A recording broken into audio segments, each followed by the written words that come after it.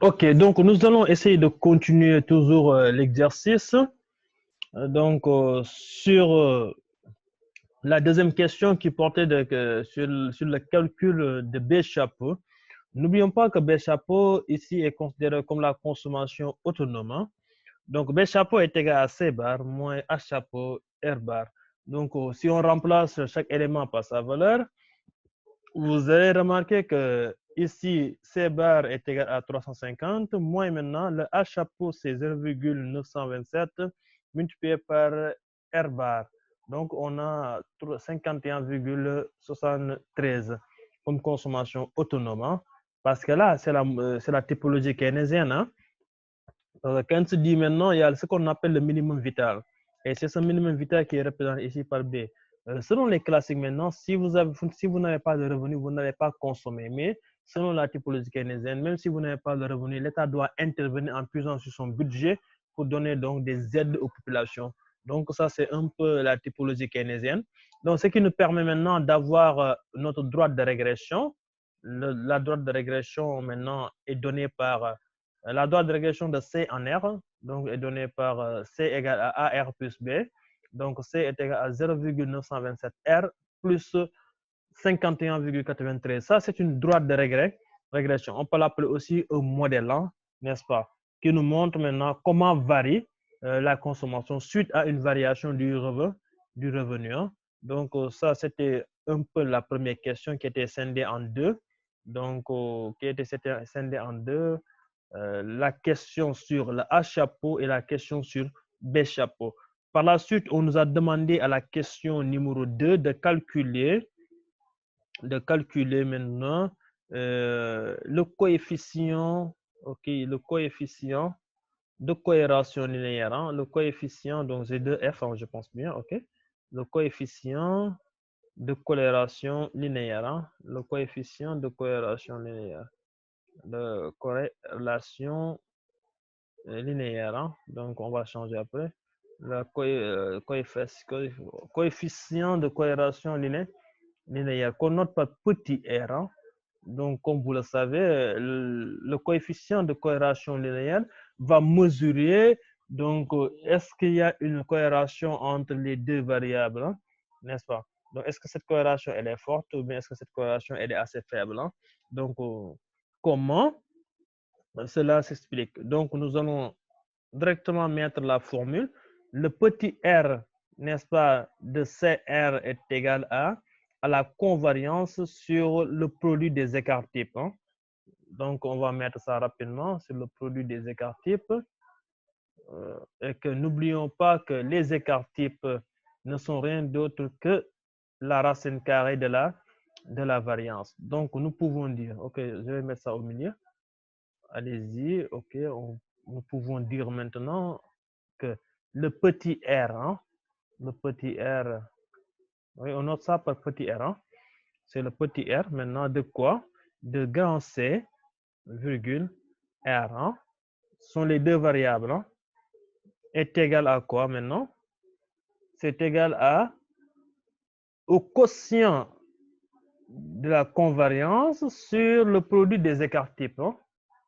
Ok, donc nous avons ici convariance qu'on a déjà calculée de RC si vous voulez, ou bien de CR, tout dépend de RC. Donc, sur maintenant, sur les écarts types. Sur les écarts types, bon, je vais mettre ici écart type, où est l'écart type là? Ok, ok, c'est là. Sur écart type de R, multiplié par écart type de Y, hein, multiplié par écart type de Y. Excusez-moi, j'ai parlé d'Y, mais je voulais dire C, hein, écart type de Y. Donc, on connaît tout. Qu'est-ce qui nous manque? C'est juste l'écart type de C, parce que on ne connaît pas encore la variance de C. Donc, on peut directement aller calculer la variance de C et revenir pour compléter les calculs, hein. Donc, on va calculer la variance de C. Donc, on reprend ici juste la formule de la variance qui est déjà là. et on remplace chaque élément par sa valeur. Hein. Comme ça, on aura très rapidement la variance de C. Hein. Donc, pour la variance de C, c'est simple. On va juste mettre ceci. Je vais mettre coller. Et là, nous avons variance de R. On va remplacer pour mettre variance de C égale. Donc là, nous avons... Bon, je vais essayer de centraliser un peu cela. Donc, c'est bon. Donc ici, nous avons petit r. On va mettre juste le petit c. On va mettre c d'abord. Ici, nous avons le r carré. Nous allons mettre c. OK. Comme ça, on va calculer directement la variance de c. Donc, pour la variance de c, c'est égal à... Maintenant, on connaît tout. C'est 1 sur n. 1 sur n, c'est 1 sur 12. Là, on va mettre 1 sur 12. OK, c'est 1 sur 12. Multiplié par, on peut même ouvrir les crochets si vous voulez. C'est multiplié par la somme des CI carré. C'est la somme des CI carré. Donc, l'énoncé nous a donné la somme des CI carré. Donc, on regarde bien. OK, voici la somme des CI carré. Donc, ça, c'est la somme des CI carré. On fait copier. OK, la somme des CI carré. On va coller ça ici rapidement. La somme des CI carré, on colle ça ici. OK, coller. Maintenant, moins maintenant quoi? On va enlever C bar carré. Donc, C bar carré, d'abord, c'est ça. Donc, et ça aussi. C bar, on a déjà calculé. Mais ça va nous faciliter un peu la tâche. C bar, on avait trouvé 321,75, si je ne me trompe pas. Donc, on va vérifier. Hein. C bar carré. C bar, oui, c'est ça. 321,75. 321,75. 321,75. Le tout maintenant élevé au carré. OK, maintenant on peut calculer hein, très rapidement. Je vais calculer ça très rapidement. Donc j'aurai, c'est 1 282 345 divisé par 12. Ceci me donne ce résultat et je vais enlever maintenant 321,75 élevé au carré. 321,75 élevé au carré. N'est-ce pas? Et on ferme. Et ça me donne la somme de 3339,02. Donc, voici la variance de C. Une fois que j'ai la variance de C et que la variance de R, je peux directement aller calculer mes écarts-types. Donc, ce sont ces écarts-types qui vont nous permettre de pouvoir déterminer très rapidement donc, cette formule dont on cherche hein, depuis, c'est-à-dire le coefficient de corrélation. Donc, on y va très rapidement. Donc, ici, l'écart-type de R, c'est égal à, on va mettre racine carrée de la variance. Donc, c'est ça, hein, c'est ça un peu, c'est la racine carrée de la variance. C'est la racine carrée de la variance. OK, c'est la racine carrée de la variance. Racine carrée de la variance. C'est-à-dire racine carrée de la variance de R. Donc, et ceci est égal à maintenant, racine carrée de la variance de R. Ceci est égal. Donc, on connaît la racine carrée. La variance, on connaît. La variance de R, c'était combien? On l'avait calculé ici en haut. OK, on avait trouvé ça. OK, pour la variance de R. Hein? OK. C'est ça. Donc, on va reporter juste cet élément ici. On colle. OK. Maintenant, ça nous donne combien? On calcule très rapidement. Donc, on aura combien? Donc, on va mettre racine carrée. La racine carrée de 3875,83. Donc, on trouve 62,25, hein? 62,25. OK. Donc, on y va toujours. Donc, on va prendre écart type de C. On va voir l'écart type de C. Donc, écart type de C égale. Donc, si je vous permets ici, pour voir l'écart type de C. OK. L'écart type de C maintenant, on va procéder de la même manière, hein? C'est la racine carrée d'abord. On va procéder de la même manière. Donc, c'est la racine carrée de C. Oui, c'est la racine carrée de C. C'est la racine carrée de C. Donc, on va mettre ça très rapidement. Oui, racine carrée de C. Racine carrée de la variance de C. De la variance de C. N'est-ce pas? Qui est égal à. OK. Donc, la variance de C, on l'avait calculé tantôt, c'est 3339,02. OK. Donc, si on fait le calcul, on trouve combien maintenant? Si on fait le calcul, on va trouver. OK. Si vous faites le calcul, je pense que ça fera 3339,02. OK. Ça me donne 57, c'est 57,78. OK. Donc, j'ai les écarts types. Donc, on peut directement avoir ce qu'on veut. C'est-à-dire le petit r, n'est-ce pas? Ce qu'on appelle le coefficient de corrélation. Et ce coefficient de corrélation joue un rôle très déterminant, n'est-ce pas? Parce que son rôle est tellement important, ça nous permet de savoir le degré de liaison qui existe entre ces deux variables, hein? N'est-ce pas? Donc, c'est un ratio assez important. Donc, ici, la covariance, on avait trouvé combien? La convariance, c'était combien encore? OK, la convariance, on avait trouvé, je pense bien. OK, c'était ça la convariance, hein? C'était les 3000 et quelques, hein? Oui, c'était 3595,42. C'était ça la convariance, hein? On va prendre cette valeur-là, on va mettre ici. Oui, c'est la convariance. OK, OK. Donc, j'ai mal sélectionné en haut. Donc, je vais encore sélectionner. La convariance, c'est là. Donc, on prend. C'est uniquement cette valeur qui nous intéresse. OK, là, c'est bon.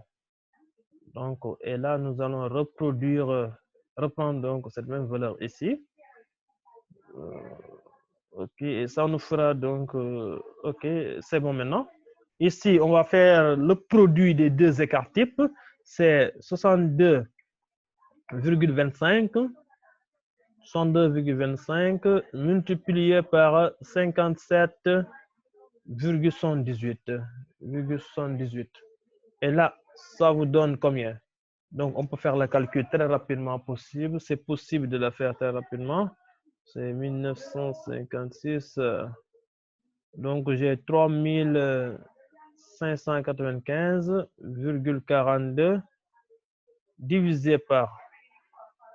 C'est divisé par 62,25 multiplié par 57,78.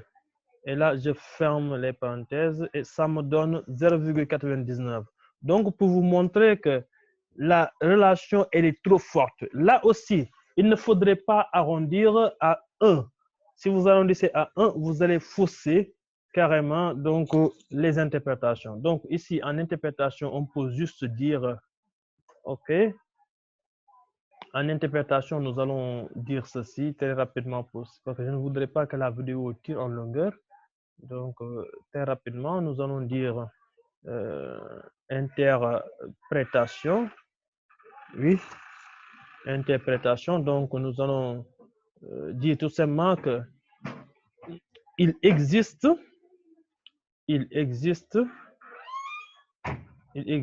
une forte relation entre le revenu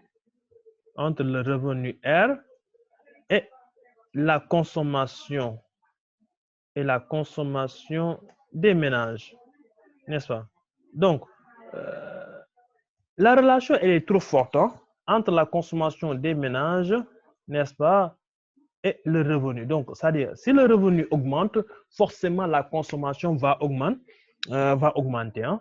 Donc, c'est ça qu'il fallait voir donc ici, que la relation qui lie la consommation et éventuellement le revenu, elle est excessivement forte. Donc, ce qui nous permet d'aller calculer très rapidement donc le coefficient de détermination. Donc, calcul du coefficient. Ok, heureusement. Calcul du coefficient de détermination. Donc, calcul du coefficient de détermination. Et la plupart des cas, on le note par le grand R carré. Hein? N'est-ce pas? C'est le grand R carré. Donc, la plupart des cas, les étudiants disent R au carré. Non, c'est pas R au carré. Donc, c'est juste une notation. Donc, et là, on peut dire que la formule très rapidement, donc, de grand R au carré, qu'on appelle le coefficient de détermination. Donc, on peut avoir R carré égale le coefficient de détermination. Donc, R carré égale. Donc, c'est le petit r élevé au carré. Hein? C'est le petit r élevé au carré. Donc, c'est le petit r élevé au carré.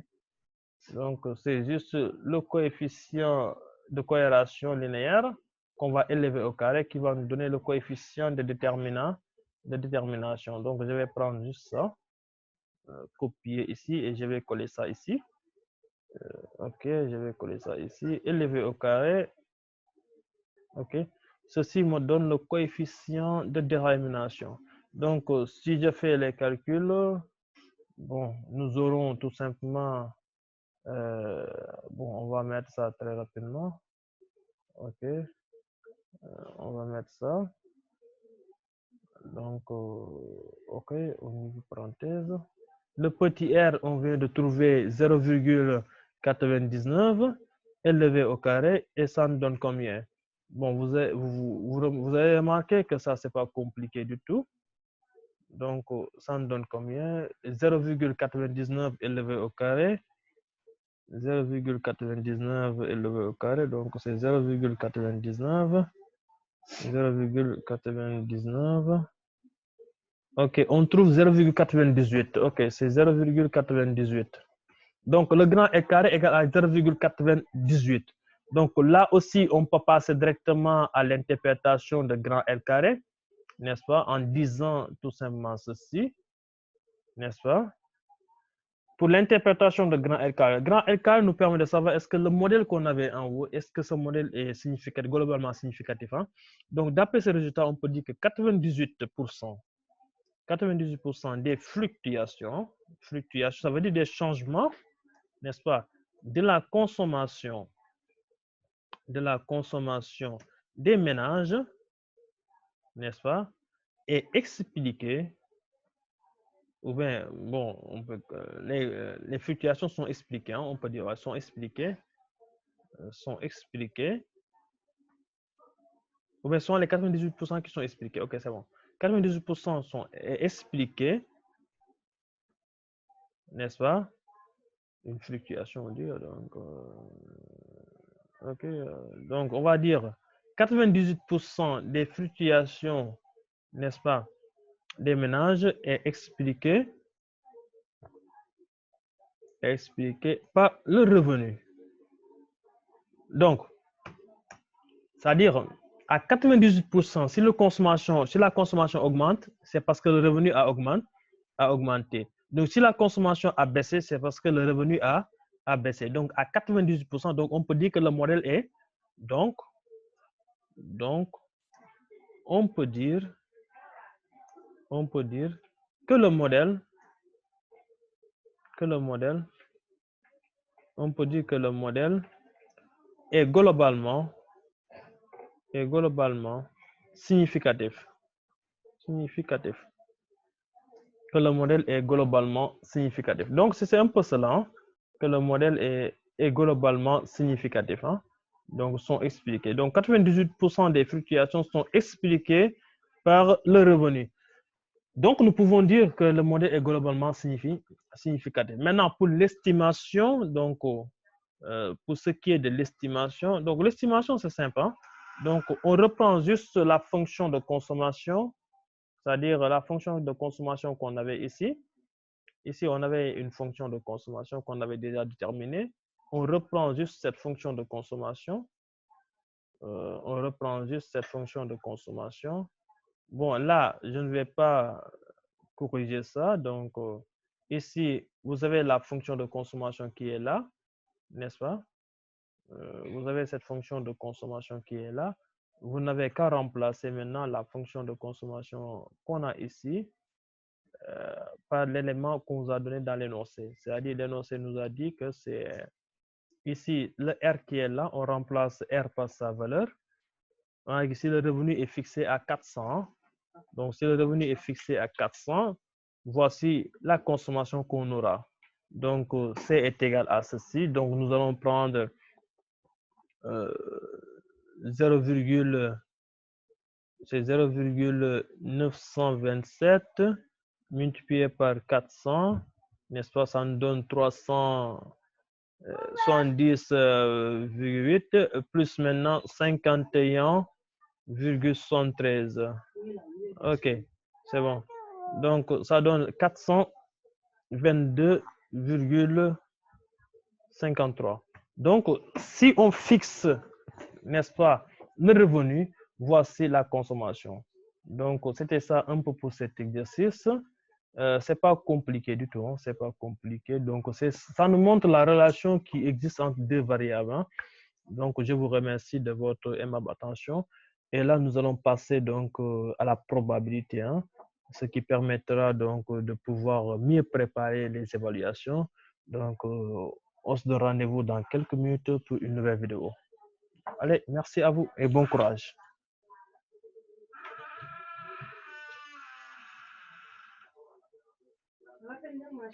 Hmm?